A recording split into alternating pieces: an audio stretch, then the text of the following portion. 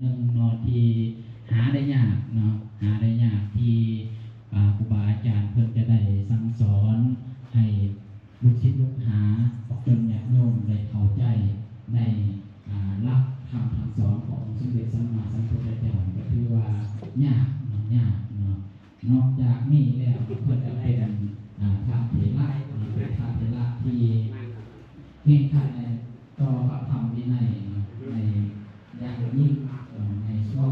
การเวลาช่วงใดที่เพิ่นจัดงานหลายในวัดวาอารามเพิ่นก็สิได้ถือโอกาสออก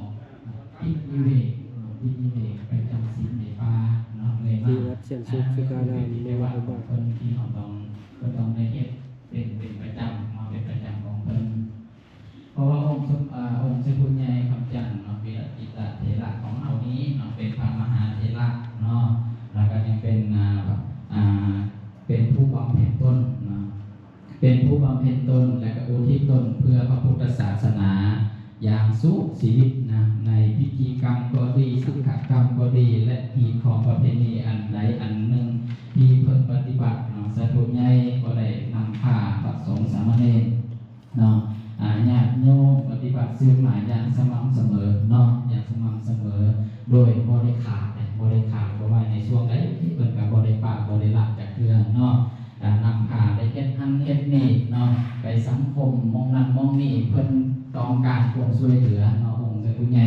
ก็นำพาเนาะครูบาอาจารย์นำพาลูกศิษย์ลูกหาเอาคนญาติโยมนี่ไปสังเคราะห์ต่อสังคมยุคนั้นยุคนี้เมืองนั้นเมืองนี้เลยมากเนาะดังนั้นชื่อเสียงของเจ้าผู้ใหญ่คำจันทร์วิรจิตเถระของเฮาเนาะก็ได้กระจายไปทั่วสารทิศเลยเนาะด้วยการประพฤติที่เคร่งครัดในข้อวัดปฏิบัติมีญาติโยมเลื่อมใสศรัทธาได้ถวายการเสด็จเทระพิเศษเรื่อยๆมาเนาะใช่เลยมันได้ว่างแล้วใช่เลยอ่ะตัวเรียนนะใช่สกัดให้พวกพระลูกปู่ตาคงใช่วิญญาณวิญญาณกีตาเทระของเราแหละเนาะนั่นก็เพื่อเป็นการยกย่อเสริมสู้และอยา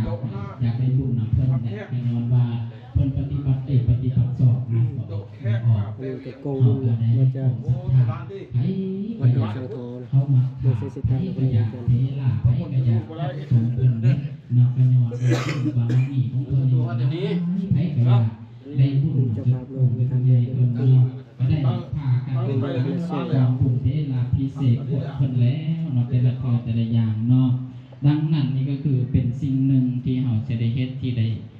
ต้องได้เฮ็ดเป็นประจำตลอดมาเนาะดังนั้นผลงานของเจ้าผู้ใหญ่นี่นักประกวดออกทั้งหลายเนาะนักประกวดเด็กเนาะผลงานเพิ่นนี่โดดเด่นแต่ละ